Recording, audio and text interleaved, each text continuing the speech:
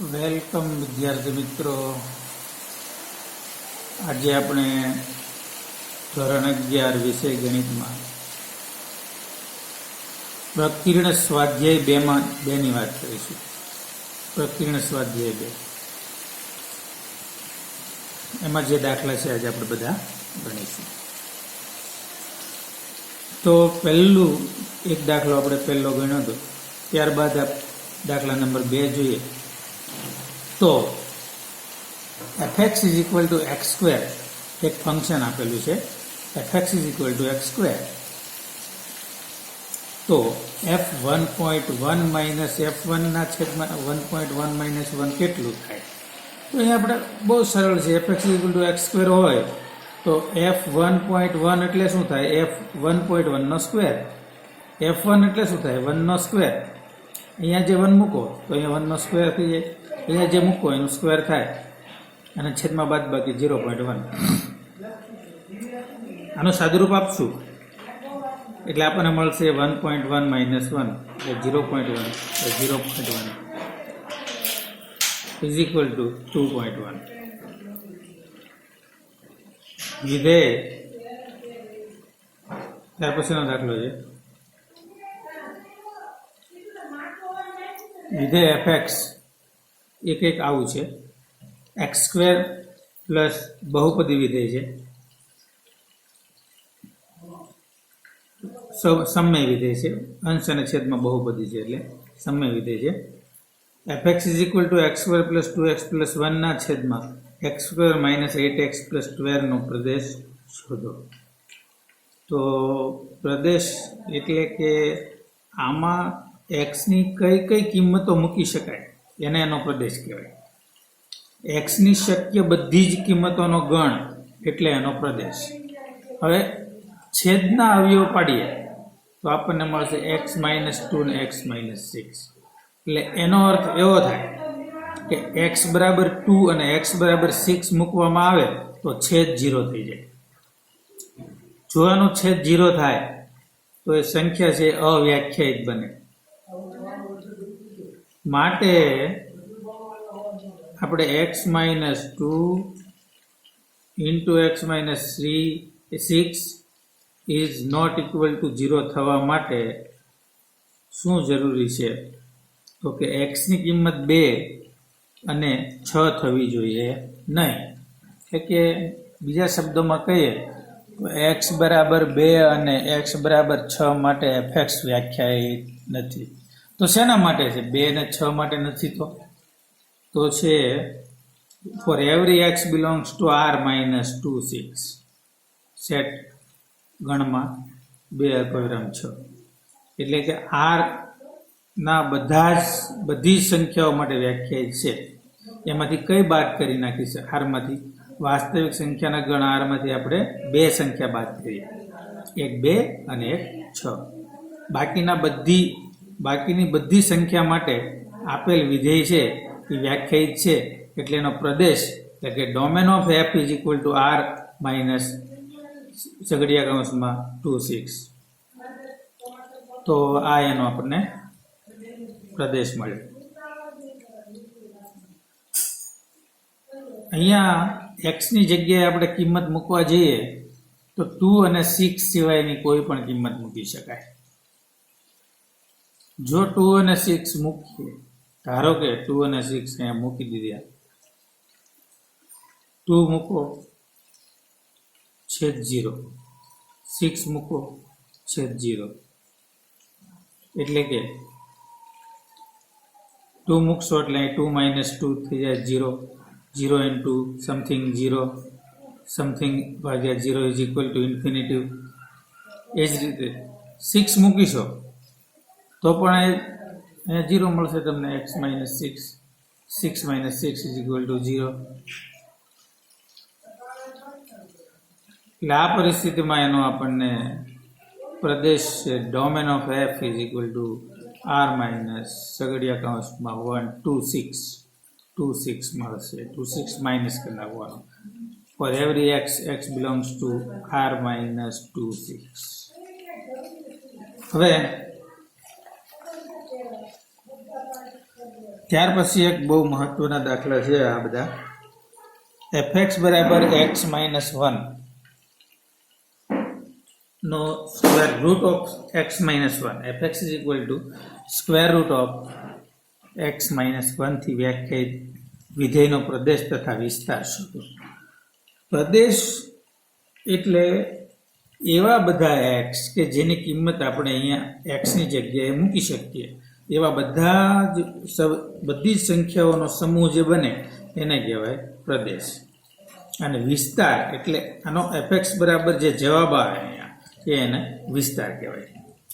તો આપણે જાણીએ છીએ કે વર્ગમૂળમાં કોઈ પણ સંખ્યા હોય, જેમ કે સ્ક્વેર રૂટ ઓફ, અહીંયા આપણને ખબર છે square root of x minus 1, એમાં x minus 1 is always greater than or equal to 0. કેમ?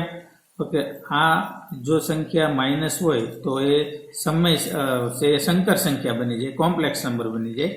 એટલે એનો અત્યારે અભ્યાસ કરવાનો નથી, પરંતુ આ વર્ગમૂળની નિશાનીની અંદર રહેલી સંખ્યા હંમેશા ધન અથવા શૂન્ય હોવી જોઈએ, ઋણ ન હોવી જોઈએ. તો શું થયું? તો કે x is greater than equal to 1. તો x ની કિંમત કેટલી મળી? તો કે 1 કે 1 થી મોટી. તો આ x ની કિંમત આપણે જોઈએ તો close open interval 1 to infinity મળે. અહીંયા 1 ટુ ઇન્ફિનિટી ગમે તે તમે મૂકી શકો x ની જગ્યાએ. Close open interval 1 to infinity ને fx નો પ્રદેશ આપ મળી ગયો આપણને 1 ટુ ઇન્ફિનિટી. હવે આપણે વિસ્તારની વાત કરીએ. ચાલો, આપણને એટલી ખબર છે કે x belongs to close open interval 1 to infinity. એનો અર્થ એવો થાય કે x is greater than or equal to 1. એટલે કે આ 1 નામ લઈ લો તો x minus 1 is greater than or equal to 0. બંને બાજુ સ્ક્વેર રૂટ લઈ લો. x માઇનસ 1 નું સ્ક્વેર રૂટ લઈએ એટલે square root of x minus 1 is greater than or equal to 0. તો જે આપણે એનો વિસ્તાર શોધવાનો હતો એ આપણે મળી ગયો. જો વિસ્તાર કયો મળશે? Square root of x minus 1. x minus 1 ક્યાં આવેલા છે? Square root of x minus 1 એ કઈ સંખ્યા દર્શાવે? તો કે 0 કે 0 થી મોટી. એટલે એફનો વિસ્તાર મળ્યો 0 to infinity. Close open interval 0 to infinity. આમ આપણને એફનો વિસ્તાર છે એ મળે.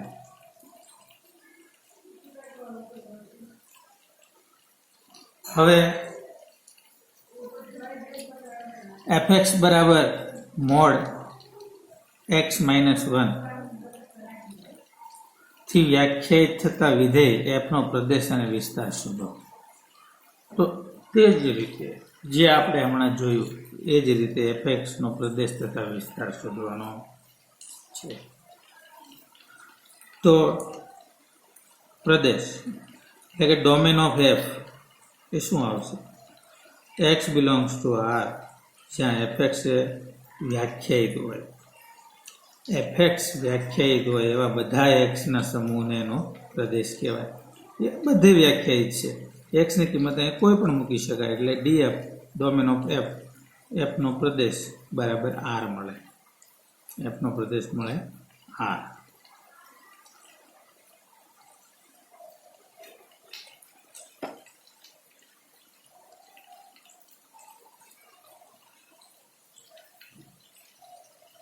હવે f of x is equal to mod x minus 1. તો માનાંક વિધેયનું મૂલ્ય શૂન્ય કે તેનાથી વધારે જ હોય ઓલવેઝ. એટલે આની કિંમત છે greater than or equal to 0 થશે. માનાંક વિધેયનું મૂલ્ય શૂન્ય કે શૂન્યથી વધારે હોય. માનાંક વિધેયનું મૂલ્ય કોઈ દિવસ ઋણ હોઈ શકે નહીં. માટે માનાંક વિધેયમાં જે આપેલું છે square mod of x minus 1 is always greater than or equal to 0. તો greater than or equal to 0 ને આપણે કઈ રીતે લખી શકીએ? તો તો કે રેન્જ ઓફ એફ એટલે એફનો વિસ્તાર કેટલો? તો એ range of F is equal to close open interval 0 to infinity, એટલે કે બધી જ અંદરૂણ વાસ્તવિક સંખ્યા, ઋણ ન હોય તેવી બધી અંદરૂણ એટલે 0 અને ધન બધી અંદરૂણ વાસ્તવિક સંખ્યાઓમાં એના વિસ્તારમાં આવશે. સ્વાભાવિક છે કે મોડ છે એટલે કોઈ ઋણ સંખ્યા તો આવવાની છે જ નહીં. નાનામાં નાનું શું આવી શકે? 0. 0 થી નાનું ન આવી શકે, એટલે 0 to ઇન્ફિનિટી આમ આપણને મળે. ત્યાર પછી function F is equal to પ્રમયુક્ત જોડમાં X square upon 1 plus X square, X belongs to R, એ આર થી આર પરનું વિધેય હોય તો એફનો વિસ્તાર શોધો. તો આપણને ખબર છે એફનો વિસ્તાર એટલે કે એક્સની એવી ગમે તે કિંમત મૂકીએ આપણે, અહીંયા એક્સની ગમે તે કિંમત મૂકીએ અને એનો જવાબ જે અંતરાલમાં આવે એને આપણે એફનો વિસ્તાર કહીશું. તો એવા એફ એક્સ કે જ્યાં X belongs to domain of F. તો આપણે જાણીએ છીએ Y is equal to F X થાય, Y is equal to X square upon 1 plus X square. સાદુરૂપ આપીએ તો આપણને મળશે Y plus Y X square is equal to X square. X સ્ક્વેરને બરાબરની આ બાજુ લઈ લઈએ તો માઇનસ થઈ જશે, એક્સ સ્ક્વેર કોમન લઈ લઈએ તો અને ગોઠવણ કરીએ y minus 1 x square, x વાળું પદ નથી એટલે 0x plus y is equal to 0. અહીં વાય બરાબર 1 લઈએ ને તો આ સમીકરણ છે ને એ શક્ય બને નહીં. જો વાય બરાબર 1 લેશો એટલે વાય માઇનસ 1 0 થઈ જાય, વાયની કિંમત 1 મૂકો તો 1 માઇનસ 1 0, 0 સાથે એક્સ સ્ક્વેર ગુણાય 0, 0x તો 0 છે જ, y is equal to 1, 0 plus 1 is equal to 1, 1 is equal to 0, જે શક્ય નથી. એટલે કે વાય બરાબર 1 લેતા 1 બરાબર 0 થાય, જે શક્ય નથી. તેથી વાય છે 1 મળશે નહીં. તો બીજું આનો ઉકેલ છે વાસ્તવિક સંખ્યા છે, આપણને ખબર છે. તો આપણે એવું કહી શકીએ કે એના માટે ડી મળે એ ડેલ્ટા જેને આપણે કહીએ છીએ d is always greater than or equal to 0 હોવું જોઈએ. તો જ આપણને વાસ્તવિક શૂન્ય અથવા કોઈ પણ વાસ્તવિક સંખ્યા ઉકેલમાં મળે. જો દ્વિઘાત બહુપદીનો દ્વિઘાત સમીકરણનો ઉકેલ શોધવા માટેની આ સૂત્રની રીત છે. ટી બરાબર બી સ્ક્વેર માઇનસ 4ac માં આપણે કિંમત મૂકીએ અને એ 0 કે 0 થી મોટું હશે એવું આપણે માની લઈએ છીએ, કારણ કે આનો ઉકેલ શોધવાનો છે વાસ્તવિક સંખ્યા ગણ આરમાં. એટલે એનો ઉકેલ વાસ્તવિક ક્યારે મળી શકે? તો હવે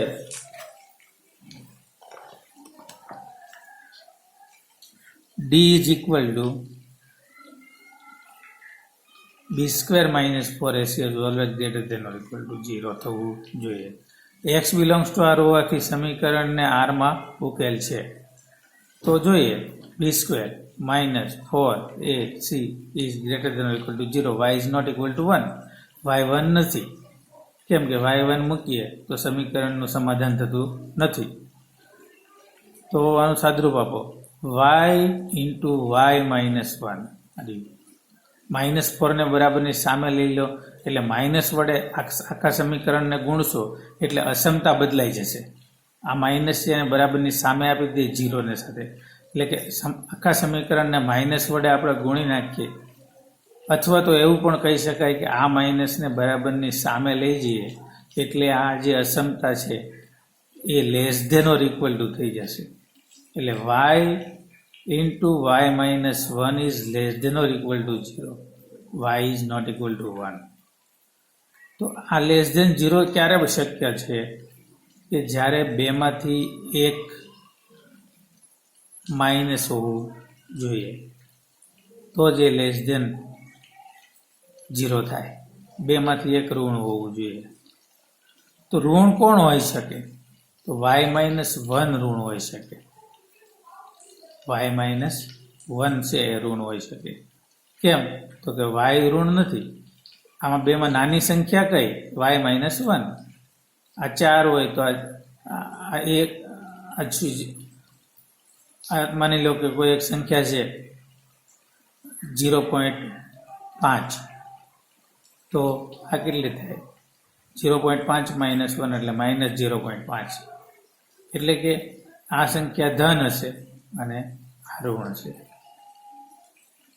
હવે જો y into square root of y into in the bracket y-1 is less than or equal to 0 થાય તો આપણે આમ લખીએ કે y-0, y ની જગ્યાએ y-0 એટલે y into y-1 is less than or equal to 0. y ની કિંમત આપણને 0 to 1 મળે. y ની કિંમત આપણે અહીં જોઈએ, જો તમે 0 થી 1 સુધી લઈ શકો. કેમ? તો આ ઋણ થાય, આ ધન થાય એવી કિંમત y ની ન લેવાય. જો આ ધન થાય તો આ પણ ધન થાય, અને બંનેનો ગુણાકાર છે એ પ્લસ થઈ જાય. આ પ્લસ થાય, આ પ્લસ થાય, તો બેનો ગુણાકાર પ્લસ થઈ જાય, તો 0 થી નાનું ન થાય. તો 0 થી નાનું બનાવવા માટે આને ઋણ રાખવું જરૂરી છે. તો એને ઋણ રાખીએ તો y ની કિંમત શરૂ કરીએ આપણે એ તો 1 થી 1 સુધી લઈ જઈએ કે 1 થી વધારે મોટી લઈ જઈએ તો આ સંખ્યા છે ધન બની જાય. y-1 માં y ની કિંમત 1 થી મોટી મૂકવામાં આવે, 1 થી મોટી, તો y-1 ધન બને. 1 સુધી લઈ શકાય, એટલે y ની કિંમત આપણે 0 થી 1 સુધી લઈ શકશું, પણ ક્લોઝ ઓપન ઇન્ટરવલમાં. કેમ? તો કે y is not equal to 1, y 1 નથી. અન્યથા y belongs to close interval 0 to 1 જવાબ આવશે. પરંતુ અહીંયા સ્પેશિયલ કેસમાં y is not equal to 1 છે, તેથી આપણને y is belongs to close open interval 0 to 1 મળે. એટલે આ એનો વિસ્તાર છે. એનો વિસ્તાર છે 0 થી 1. 0 થી મોટું અને 1 થી નાનું. ખાસ આમાં દ્વિઘાત સમીકરણનો ઉકેલ માટે d બરાબર b² - 4ac ના જે આપણે ઉકેલ માટેની રીત છે એનો ઉપયોગ કર્યો છે. હવે function f and g r to r, fx is equal to x plus 1, gx is equal to 2x minus 3 વ્યાખ્યાયિત હોય તો f plus g, f minus g, f by g શોધો. મિત્રો આ એકદમ સરળ દાખલો છે. f plus g એટલે શું? fx અને gx નો સરવાળો કરશું એટલે f plus g મળી જાય. f minus g એટલે શું થાય છે? f અને g ની બાદબાકી કરશું. fx અને gx ની બાદબાકી કરશું, f minus g મળી જશે. અને f by g એટલે f અને g નો ભાગાકાર કરશું એટલે f ના છેદમાં g મળી જશે. જ્યાં એવા x દૂર કરવાના કે જ્યાં gx is not equal to 0 હોવું જોઈએ. gx is not equal to 0 લખવાનું છેદમાં હોય ત્યારે. તો આપણે આ બધા r થી r મળશે. ફંક્શન છે r to r, r to r જ મળશે. આપણે r to r જ મળશે, પણ આ r to r minus gx is not equal to 0, gx is equal to 0 r to r માંથી આપણે બાદ કરી નાખ. r માંથી આપણે એવી સંખ્યાઓ બાદ કરી નાખવાની કે જેનાથી f અને g નો ભાગાકાર છેદ શૂન્ય થતો હોય. r માંથી આપણે એવી સંખ્યા બાદ કરશું કે જેમાં છેદ શૂન્ય થતો હોય. એટલે સામાન્ય રીતે f by g of x is equal to fx by gx, fx is equal to x plus 1, gx is equal to 2x minus 3. તો આપણને જવાબ મળશે x plus 1 divided by 2x minus 3.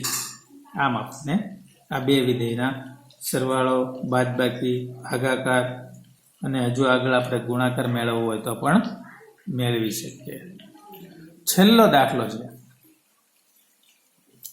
જો f બરાબર આપણને ક્રમયુક્ત જોડ આપી છે 1 1 2 3 0 -1 -1 -3 એ z થી z નું વિધેય હોય અને fx is equal two ax plus b હોય, fx is equal two ax plus b હોય તો a તથા b શોધો. જોઈએ અહીંયા આનો અર્થ એવો થાય કે x બરાબર 1 લેતા તમને fx જે છે એ 1 મળશે. x ની કિંમત 2 મૂકો તો આજે fx જે છે એ 3 થઈ જશે. એ જ રીતે x ની કિંમત 0 મૂકો તો fx જે છે એ -1 થઈ જશે. તો આપણે સમીકરણ બનાવવા માટે આપણે પહેલા લઈએ અહીંયા જો fx is equal two ax plus b છે આપણી પાસે.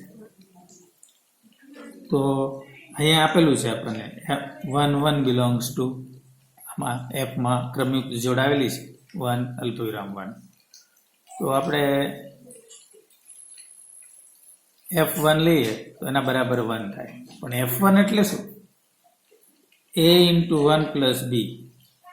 f1 x ની જગ્યાએ 1 મૂકો, અહીં x ની જગ્યાએ 1 મૂકો, a ઇન્ટુ 1 પ્લસ b થાય. a into 1 plus b is equal to 1. એટલે એક સમીકરણ બન્યું a plus b is equal to 1. બીજું સમીકરણ બનશે f2 ઇઝ ઇક્વલ ટુ 3. તો f2 એટલે a into 2 plus b is equal two 3. 2a plus b is equal two 3. આમ આ બે સમીકરણને આપણે ઉકેલીએ, બંને સમીકરણનો ઉકેલ મેળવીએ તો આપણને a બરાબર 2 અને b બરાબર -1 મળે, જે માંગેલ a તથા b ની કિંમતો છે. લોપની રીતે આ બંનેનો સમીકરણનો ઉકેલ આપણે લાવીએ તો આપણને a ની અને b ની કિંમતો મળે. હવે આ સ્વાધ્યાયમાં થોડા વૈકલ્પિક પ્રશ્નો કદાચ બાકી રહી જતા હશે, પણ એ આ જ પ્રમાણે ગણવાના છે. અને હવે પછી આપણે પહેલું ચેપ્ટર આપણે પૂર્ણ થયું, બીજું થયું, અને હવે આપણે ત્રીજા ચેપ્ટર પર જઈશું. નેક્સ્ટ લેક્ચરમાં આપણે ત્રીજું ચેપ્ટર ભણીશું, ત્યાંની શરૂઆત કરીશું.